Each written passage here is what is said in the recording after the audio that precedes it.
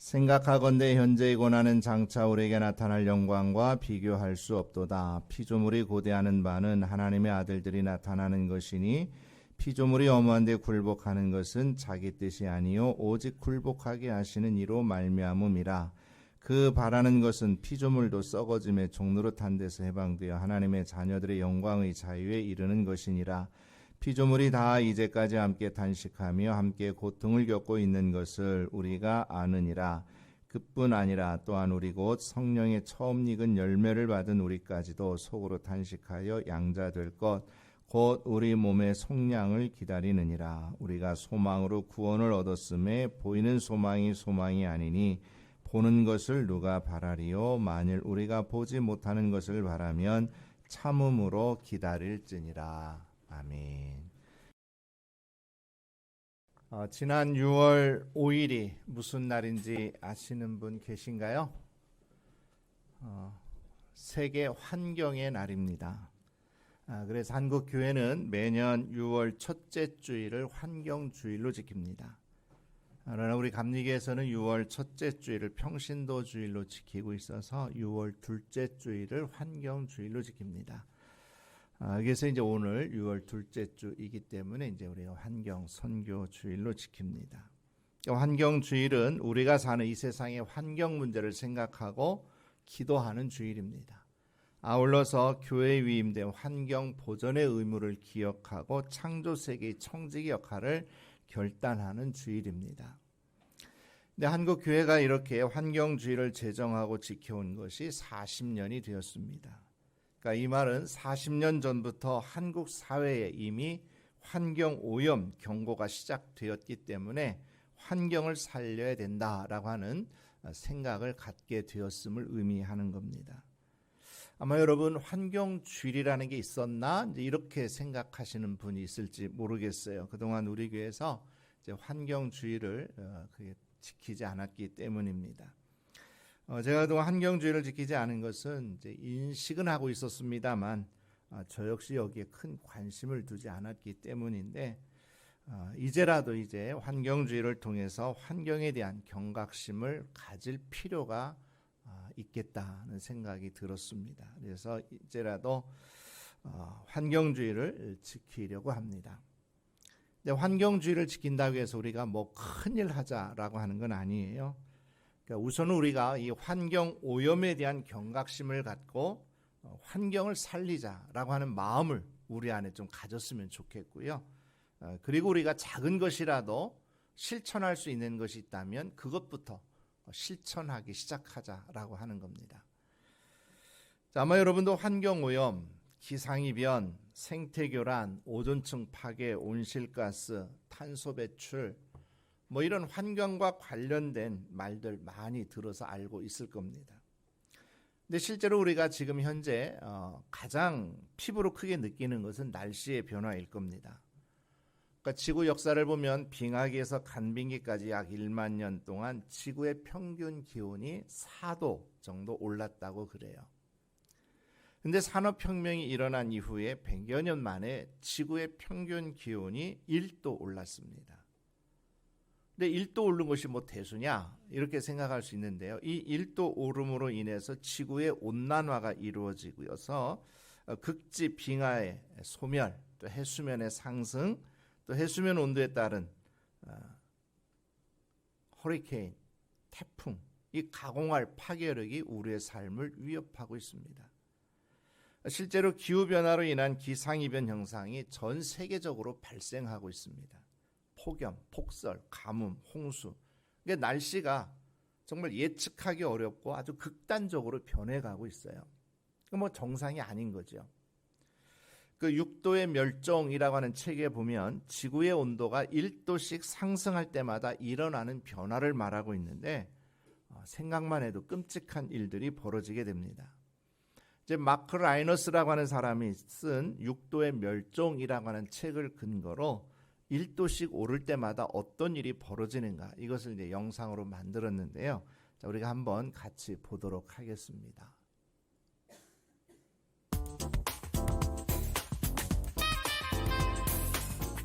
6도의 멸종. 기온이 1도씩 오를 때마다 세상은 어떻게 변할까? 이 책은 환경과학 분야 책입니다. 1도부터 6도까지 지구의 온도가 1도씩 오르면 일어나게 되는 일들을 생생하게 전하고 있어요. 저자 마크 라이너스는 지구의 기온이 단 2도만 올라도 지구는 지옥이 될 것이라고 경고합니다. 그렇다면 1도가 오르고 2도가 오르고 그리고 6도까지 올랐을 때 지구는 어떻게 될까요? 1도가 오르면 산과 들에서 재앙이 시작됩니다. 가뭄이 닥치고 농토에는 모래층이 드러납니다. 2도가 오르면 한쪽은 목이 말라 죽고 다른 쪽은 물에 빠져 죽는 경우가 생깁니다. 바닷물은 산성이 되어 바다의 환경도 변합니다. 3도가 오르면 지구온난화가 심화되면서 온실가스 양이 증가하고 그러면서 온난화가 더욱 심화되는 악순환이 시작됩니다. 4도가 오르면 지구 전역에 피난민이 넘치게 됩니다. 세계의 해안선도 완전히 달라지고 고지대가 있는 나라들만 생존하겠죠.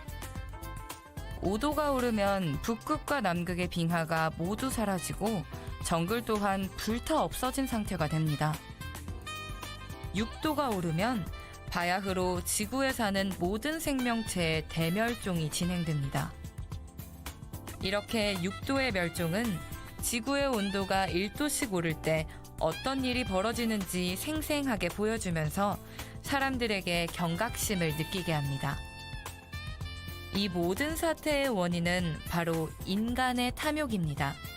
그래서 앞으로 우리가 해야 할 일은 6도의 멸종 같은 여러 책과 연구 자료들을 읽으면서 지구온난화를 막을 방법을 찾는 거겠죠? 그러니까 지구의 온도가 1도 오르는 게 뭐 별거냐 이제 이런 생각할 수 있는데 이렇게 온도가 1도 오를 때마다 이 지구에는 엄청난 일들이 벌어지게 되는 겁니다. 우리나라도 역시 이상 기후가 지금 계속되고 있지요. 사계절이 뚜렷했던 우리나라 날씨가 봄, 가을이 확연하게 짧아진 것을 분명히 느낄 수 있습니다. 그리고 한 달여 지루하게 진행되었던 장마도 없어지고 이제 8월에 오히려 집중호우로 큰 피해를 일으키는 경우가 더 많습니다. 그러니까 우리나라 날씨가 온대성 기후에서 아열대성 기후로 점차 바뀌어가고 있다는 거예요. 이렇게 날씨가 이제 점점 높아지다 보니까 농작물 재배 지역도 점차 북상하고 있습니다. 그러니까 남쪽에서 재배되던 작물들이 점점 북쪽으로 올라온다는 이야기죠. 그래서 복숭아, 사과, 녹차, 한라봉 이런 재배 지역이 점점 좀 위로 올라옵니다. 이런 식으로 날씨가 이제 계속 더워지면 쌀 생산량도 적어지게 되고 뭐 무라든지 배추 이런 고냉지 작물 재배 면적이 감소를 하게 돼요. 그럼 이제 고냉지 채소 공급에 차질이 빚어지죠. 공급이 적어지면 당연히 가격은 오를 수밖에 없을 것이고 또 그만큼 사는 것이 어려워지게 되는 거죠. 그리고 이제 바닷물 온도도 역시 이제 많이 상승을 해서 이제 동해안에서 잡히던 명태 전혀 지금 잡히지 않습니다. 이제 러시아나 이런 데서 이제 수입을 해 오게 되죠. 또 지난 3년간 우리를 고통 가운데 몰아넣었던 코로나 역시도 이런 자연 파괴로 인한 자연 생태계 교란이 그 원인이라고 합니다. 학자들은 무분별한 개발과 인간의 탐욕에서 비롯된 것이 코로나라고 하는 것을 설명하고 있습니다. 자, 이렇게 인간이 계속 창조 질서를 거슬러 행동한다면 더 강한 제2의 제3의 코로나가 발생할 것이다 경고하고 있습니다. 따라서 우리는 6도의 멸종이라고 하는 책에서도 말하고 있는 것처럼 이런 자연의 경고를 하나님께서 우리에게 주시는 메시지로 받아들여야 됩니다. 그래서 하나님께서 제정하신 창조 질서를 지키는 것이 오늘 우리의 사명임을 깨닫고 이제라도 환경을 살리는 일에 앞장서야 될 줄로 믿습니다. 아멘이 적은 거 보면 아직 경각심을 못 느끼는 거죠. 자, 특별히 우리 그리스도인들은 다른 사람보다 앞장서서 이 환경을 살리는 일에 힘써야 돼요. 자, 하나님께서 이 세상을 창조하신 이후에 보시기에 좋았더라 말씀하시죠. 그리고 이 세상을 우리 인간에게 잘 다스리도록 명령하셨어요. 창세기 1장 28절에 보면 하나님이 그들에게 복을 주시며 하나님이 그들에게 이르시되 생육하고 번성하여 땅에 충만하라 땅을 정복하라 바다의 물고기 하늘의 새와 땅에 움직이는 모든 생물을 다스리라 명령하셨어요.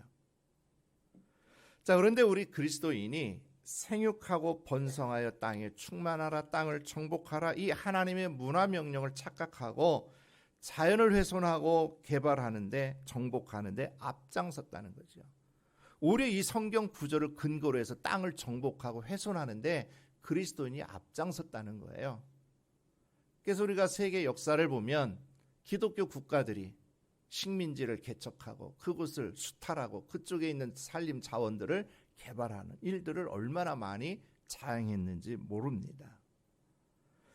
지금의 지구를 보면 하나님께서 보시기에 심히 좋았더라 이 말씀을 전혀 하실 수 없는 그런 세상이 되고 말았습니다.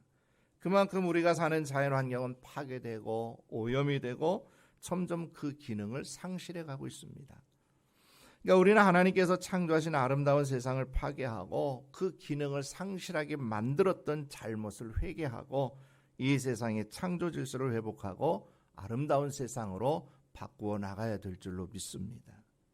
자, 오늘 본문에도 보면 피조물들이 인간의 타락으로 인해 허무에 굴복한다 이렇게 말하고 있습니다. 자, 이 피조물이 허무에 굴복했다라고 하는 말은 피조물이 제 역할을 하지 못하고 있다 이 말이에요. 여기서 피조물이라고 하는 것은 모든 자연, 삼라만상을 말하는 거죠. 그러니까 인간의 탐욕과 오염으로 인해서 파괴되고 절망적인 상황을 가리키고 있는 겁니다. 창세기 3장에 보면 하나님께 창조하신 우리 인간이 타락을 하고 그러면서 이 모든 피조 세계도 함께 타락하기 시작하죠. 그건 바로 우리 인간이 그렇게 만든 거죠. 그런데 오늘 말씀을 자세히 보면 허무한데 피조물이 허무한데 굴복하는 것은 자기 뜻이 아니라 굴복하게 하시는 이 하나님으로 말미암았다 이렇게 말씀합니다. 그러니까 인간의 죄로 인해서 하나님께서 모든 피조물을 허무한데 굴복시켰다라고 하는 뜻이에요. 근데 여기서 허무한데라고 하는 말의 이제 뜻은 뭐냐 하면 목적을 잃다라고 하는 뜻입니다. 그러니까 인간의 죄로 인해서 피조 세계가 깨지고 뒤집어져 그 목적을 이루지 못하게 되었다라고 하는 거예요. 그래서 지금 피조 세계는 썩어짐의 종노릇을 하고 있다 이렇게 표현을 합니다. 즉 자연이 원래의 기능을 하지 못하고 제대로 돌아가지 못하고 있는 거예요. 자, 왜 기상이변이라고 하는 말을 씁니까? 이변이라는 얘기는 뭐예요? 정상이 아니라는 이야기죠. 일어날 수 없는 일이 일어났을 때 이변이라고 하지 않습니까? 그러니까 정상적이 못한 기상 상태가 계속 발생하니까 기상이변이라는 말을 쓰는 거예요. 작년만 해도 우리나라 기록적인 폭우, 또 겨울에는 기록적인 한파를 기록했어요. 이게 우리나라뿐만이 아닙니다. 그러니까 작년에 이제 세계 신문들 헤드라인 기사를 보게 되면 사막기후 미국 데스밸리에서도 홍수 1000년에 한 번 확률, 500년 만에 최악의 가뭄 겪는 유럽, 뉴질랜드도 100년 만에 폭우, 북극에서 반바지, 그린란드 빙하 사흘간 180억 톤 녹아, 강과 호수가 말라붙고 있다, 지구가 덮친 역대급 가뭄. 자, 이런 말들을 보면 정말 섬찟하지요. 뭐 100년, 1000년 만에 한 번 처음 맞는. 이렇게 자연은 썩어짐의 종노릇을 하고 있어요. 지금 자연은 창조된 목적을 상실하고 허무하게 존재하는 상태를 벗어나지 못하고 있다라고 하는 겁니다. 자, 그런데 오늘 말씀에 보면 이 피조물도 썩어짐의 종노릇한 데서 해방되어 하나님의 자녀들의 영광의 자유에 이르기를 소망하고 있다 이렇게 말씀합니다. 21절에 보니까 그 바라는 것은 피조물도 썩어짐의 종노릇한 데서 해방이 되어 하나님의 자녀들의 영광의 자유에 이르는 것이라. 그러니까 모든 피조물도 원래의 목적을 회복하길 원한다 그런 뜻이에요. 그러니까 인간만이 아니라 모든 피조물도 이런 상황에서 벗어나기를 소망한다라고 하는 거예요.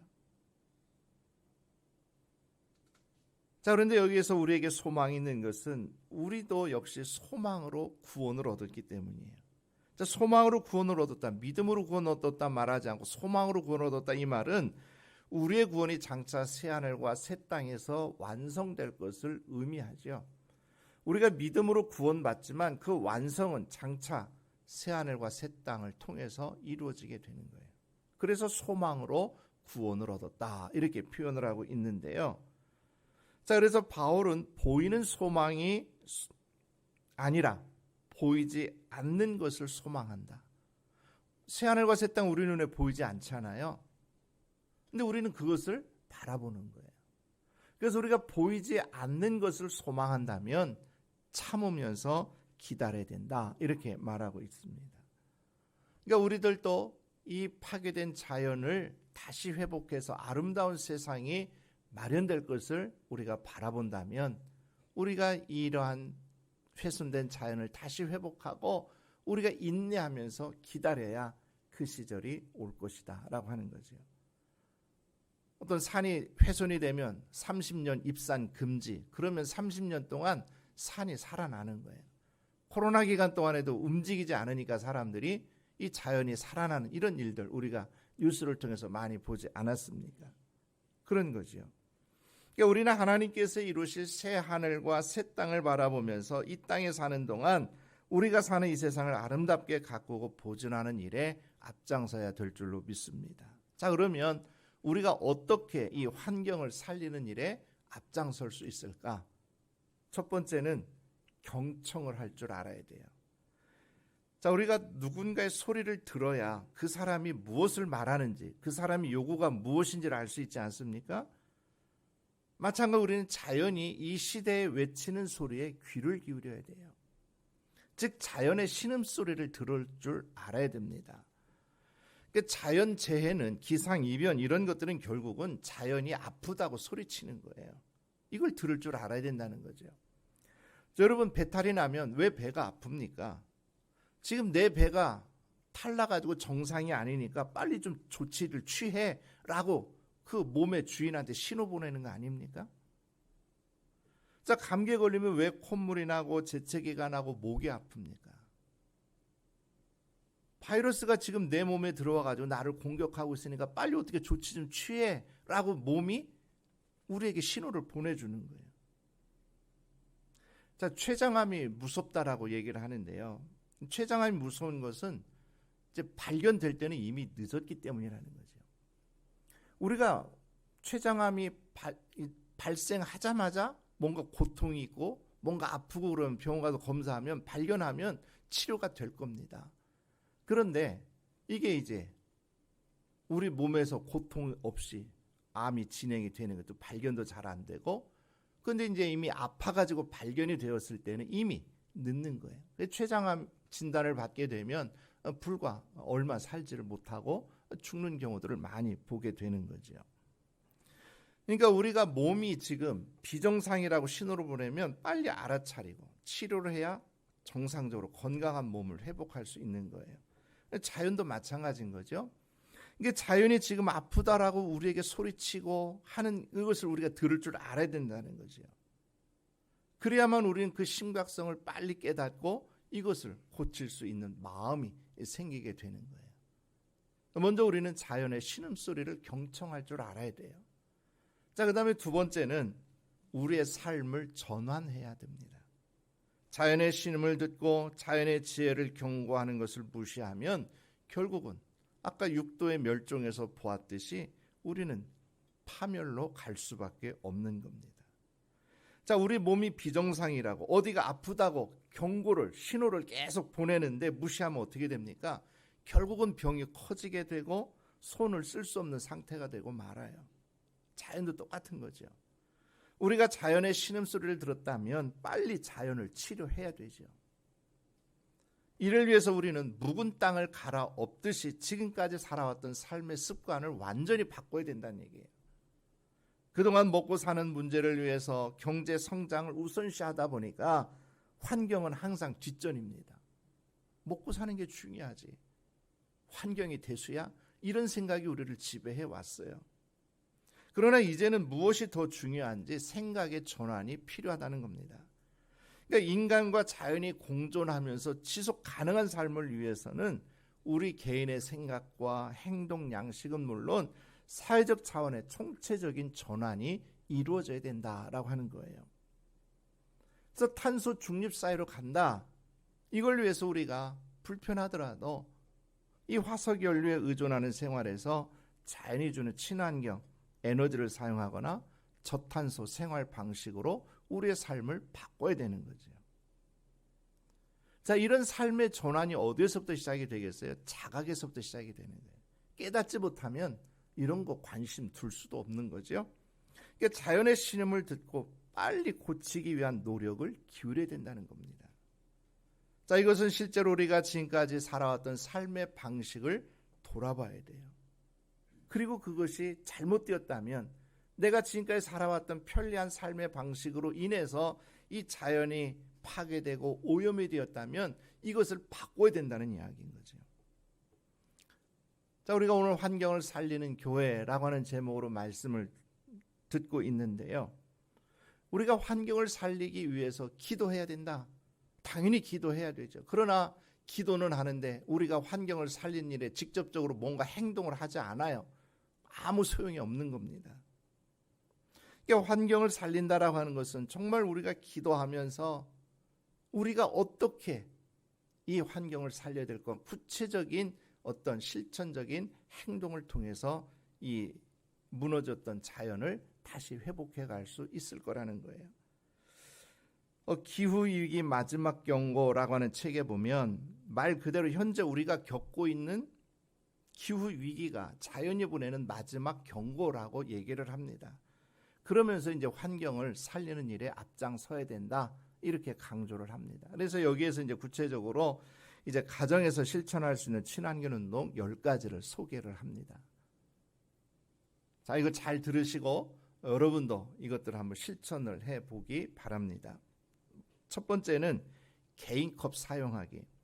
그러니까 음료 이용 시 우리가 물 한 컵 먹는데도 종이컵, 일회용 컵 사용할 때가 많은데 그러지 말라는 거죠. 그러니까 종이컵과 같은 일회용 물품을 최대한 줄이자고 하는 겁니다.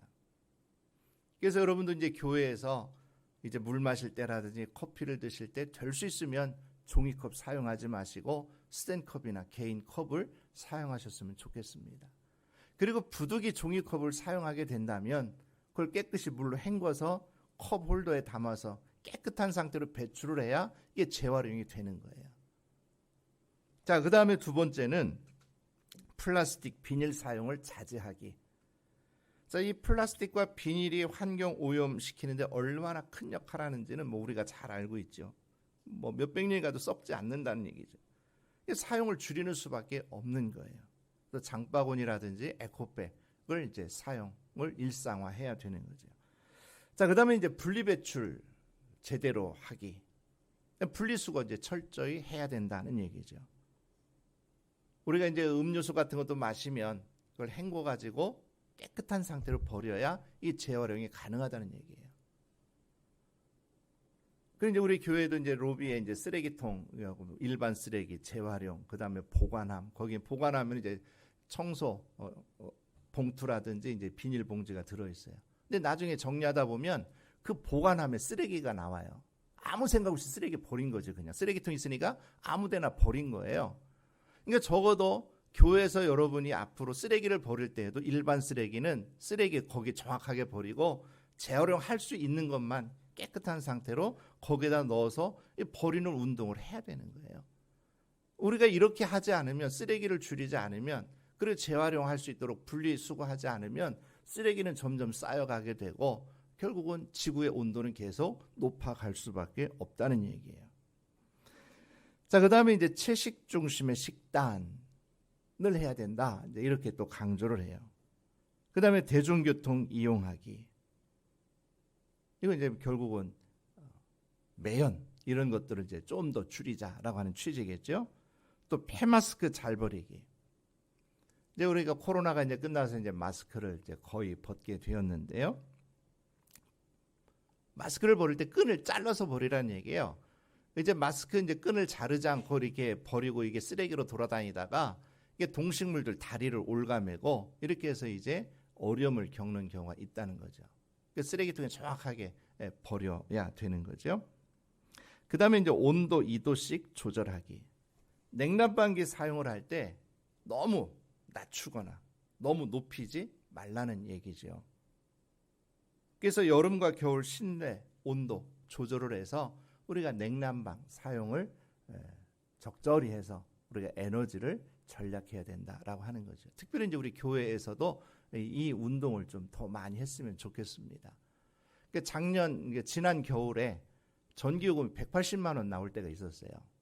그러니까 지금은 이제 뭐 냉난방기 거의 안 쓰니 한 50만 원대 나오는데, 근데 교회는 좀 불리하게 돼 있습니다. 피크 요금제라 그래서 우리가 쓰는 용량을 초과하게 되면 그만큼을 이제 더 가산금으로 내야 돼요. 근데 이제 교회는 주일날 한 번 집중되냐, 평상시에는 사실상 용량 다 쓰지도 못하고 남는데 주일날 한 번에 다 틀게 되면 이제 피크가 올라가서 전기료가 엄청나게 올라가게 되는 거예요. 전기료도 인상된다가 이 피크제까지 걸리면 요금은 앞으로도 이제 계속 올라갈 수밖에 없는 거죠. 그러니까 이제 주일날 예배 드릴 때 예배실은 냉난방 켜서 우리가 이제 시원하게 또 따뜻하게 예배를 드리지만, 다른데 혼자 있는 방에서 혼자 에어컨을 같이 쓰게 되면 그러면 이제 그게 피크제가 걸릴 확률이 높은 거예요. 그러니까 우리가 조금 덥고 춥더라도 혼자 있을 때는 그런 것들을 절제하고, 그래서 우리가 순차적으로 이렇게 나누어서 쓰게 되면 얼마든지 우리가 이런 에너지 전략을 하고 요금도 줄일 수가 있는 거죠. 자, 그 다음에 이제 물 아껴 쓰기. 자, 이 책에 보면 우리나라가 2050년이 되면 물 부족 국가가 된다는 거예요. 아니, 우리나라가 지금 물이 풍부한데 무슨 물 부족 국가냐? 이해가 되지 않는데 2050년이 되면 우리나라가 그렇게 된다는 거예요. 근데 2019년에 우리나라 생수 수입량 27만 3천 톤이에요. 돈으로 따지면 약 1,000억 원입니다. 2010년도보다 20배 급증을 했다고 하는 거죠. 이게 우리나라 물을 지금 수입해서 먹고 있어요. 우리가 물이 풍부한 것 같지만 그렇지 않다는 이야기죠. 그러니까 물을 아껴 써야 된다. 그 다음에 9번째가 이제 음식물 쓰레기를 줄이는 겁니다. 그러니까 음식은 먹을 만큼만 조리를 하고 쓰레기를 최대한 줄여야 되죠. 그리고 음식을 가져다 먹을 때도 내가 먹을 만큼만 가져오고, 더 먹고 싶으면 조금 더 갖다 먹고, 이렇게 해서 한 번에 많이 갖다 놓고 먹다가 남으면 그냥 버리고, 이러는 것들을 우리가 조금 지양을 해야 된다라고 하는 거예요. 이게 음식물 쓰레기뿐만 아니라 모든 생활 쓰레기도 최대한 줄이도록 노력을 해야 된다라고 합니다. 자, 그 다음에 10번째가 지구 살리기 운동에 동참하는 거. 환경을 살리는 일에 적극적으로 동참해야 된다. 이건 같이 우리가 참여할 때 의미가 있는 거지, 우리가 머리로 알아도 참여하지 않으면 아무 소용이 없다라고 하는 거예요. 근데 이렇게 사는 것이 쉬운 일이 아닙니다. 우리는 이미 이런 생활 편리하게 쓰는데 익숙해져 있어요. 그렇기 때문에 이것을 바꾼다고 하는 것이 쉽지 않습니다. 뭐 저도 이렇게 설교하고 있지만 저는 이것을 잘하고 있고 여러분은 못하기 때문에 여러분 잘하십시오 이렇게 가르치는 게 아니에요. 지금 저도 못하고 있기 때문에 우리가 이런 기회를 통해서 우리가 함께 이런 경각심을 가지고 잘해보자 라고 하는 취지로 말씀을 드리고 있는 겁니다. 우리가 앞으로 함께 노력해야 될 일인 거지요. 자, 그래서 우리는 오늘 18절에 있는 말씀을 잘 기억했으면 좋겠습니다. 생각하건대 현재의 고난은 장차 우리에게 나타날 영광과 비교할 수 없도다. 우리가 이 말씀은 장차 하늘나라에서 누리게 될 영광에 비교하면 이 땅에서 겪는 고난 이런 것들을 참아야 된다. 왜 아무것도 아니니까. 우리가 이렇게 말씀을 이해했습니다만 이 말씀은 우리가 환경에도 적용할 수가 있는 말씀이에요. 아까 6도의 멸종이라고 하는 책에서 경고를 들은 것처럼 우리가 편리하다고 자연을 계속 파괴하면 우리는 멸종하게 돼요. 이거 원하는 사람 누가 있겠습니까? 그렇다면 우리가 지금 귀찮고 불편하고 힘들더라도 아까 말씀드린 10가지 수칙을 잘 지키면, 그런 고난을 감수하면 우리 앞에는 좋은 환경이 열리게 될 것이다 라고 하는 거예요. 우리 자녀들에게 아름다운 세상을 물려줘야 되지 않겠습니까? 여러분이 자녀 교육 열심히 투자하고 성공적인 삶을 살도록 키워봤자 이런 지구의 어떤 위험한 땅을 물려주면 우리 자녀들이 커서 그런 땅에서 어떻게 살아가겠습니까? 그러니까 자녀를 사랑하는 길은 정말 우리가 자연을 보호하는 것이 우리 자녀를 사랑하는 방법인 거예요. 그러니까 우리가 눈을 좀 더 넓혀야 되는 거예요. 우리가 한 면만 보면 안 된다라고 하는 것이죠. 그래서 우리는 내가 지금까지 익숙해왔던 편리한 이런 삶의 방식을 전환해야 우리가 이 자연을 살릴 수 있는 거예요. 자, 그 다음에 세 번째는 우리는 연대를 통해서 이 일을 해나가야 됩니다. 자, 아름다운 미래를 만들어가기 위해 우리는 서로 연대해야 돼요. 환경을 살리는 일, 지구의 온도 상승을 막는 일은 어느 한 사람 노력한다고 되는 일이 아닙니다. 우리 함께 노력해야 되죠. 생태 위기 속에서 전 인류는 운명 공동체입니다. 우리나라뿐만 아니라 전 세계가 지금 기상이변으로 몸살을 앓고 있지 않습니까? 그래서 기후 위기 대응이라고 하는 지구 공동의 목표를 실현하기 위해서 세계 각국의 대표들이 지난 2015년에 파리에 모여서 기후 협약을 체결했습니다. 이때 체결한 내용이 뭐냐 하면 평균 대기 온도가 산업혁명 이전보다 1.5도를 넘게 하지 말자는 겁니다. 그래서 각 나라들은 이제 이 협약에 따라서 이제 온실가스 감축을 위해서 탄소 중립을 실천을 해야 되는 거예요. 근데 우리나라가 2021년 기준으로 세계 8위의 온실가스 배출국이라고 하는 겁니다. 1인당 온실가스 배출량이 2018년 기준 세계 3위였대요. 나라는 적은데 온실가스를 엄청나게 배출하고 있다는 이야기죠. 결국 지구의 온도를 높이는데 우리나라는 다른 나라보다 훨씬 더 많은 책임이 있음을 절감해야 되는 겁니다. 그래서 우리는 더욱더 책임 있는 역할을 감당해야 되는 거죠. 근데 이것이 우리나라만 한다고 되겠습니까? 지구상의 모든 나라가 함께 참여하지 않으면 이 탄소 중립, 지구 온도를 낮추는 거 이거 할 수가 없는 거예요. 그러니까 우리가 함께 연대해서 이런 일들을 해나가야 된다라고 하는 거죠. 또 전도서상 11절로 12절에 말씀하고 있듯이 세겹줄은 쉽게 끊어지지 않는다. 이게 말한 것처럼 우리가 함께 연대해서 이런 일들을 해나갈 때 이런 일들이 어떤 결실을 보게 될 것이다 라고 하는 겁니다. 그래서 이를 위해서 우리는 내가 지금까지 우리들의 이기적인 욕심을 위해 살아왔던 그런 삶을 버리고 이웃과 자연을 돌아보면서 함께 더불어 살아가는 이런 노력을 기울여야 될 줄로 믿습니다. 이것은 우리가 불편함을 감수해야 돼요. 익숙했던 삶을 버려야 돼요. 이게 쉬운 일이 아닌 거예요. 그러나 이것이 좁은 길로 가는 길이고 십자가를 지는 길이고 주님이 원하시고 기뻐하시는 일인 줄로 믿습니다. 지금 우리는 전 지구적으로 이 생태적인 위기에 직면해 있습니다. 이제라도 이에 대한 심각성을 깨닫고 우리의 삶을 바꾸지 않으면 안 된다고 하는 겁니다. 미가 선지자는 이렇게 선포했습니다. 사람아, 주께서 선한 것이 무엇임을 내게 보이셨나니 여호와께서 내게 구하신 것은 오직 정의를 행하며 인자를 사랑하며 겸손하게 내 하나님과 함께 행하는 것이 아니냐. 정의를 행하는 것, 이게 하나님이 원하시는 거예요. 자, 이 생태 위기 시대에 우리에게 요청하신 하나님의 정의가 무엇이겠습니까? 바로 생태 정의를 이루는 삶이에요. 그러니까 생태 정의라고 하는 건 뭐겠습니까? 인간과 자연이 조화롭게 공존하는 것을 의미하는 겁니다. 우리 인간이 물질적인 풍요를 위해서 자연을 무분별하게 이용하거나 파괴하지 않고 생태계의 다양성과 안정성을 유지해 나가야 되는 일입니다. 이제 우리 교회가 하나님께서 원하시는 정의로운 삶을 살아가는 그런 교회가 될 수 있기를 바랍니다. 그래서 구체적으로 우리가 할 수 있는 작은 일부터 실천하고 이것이 가정으로 확대되고 우리 주변으로 확대되어서 이 환경을 살림으로 우리가 사는 이 세상을 하나님이 원하시고 기뻐하시는 세상으로 만들어가는 우리 교회가 될 수 있기를 주님의 이름으로 축복합니다.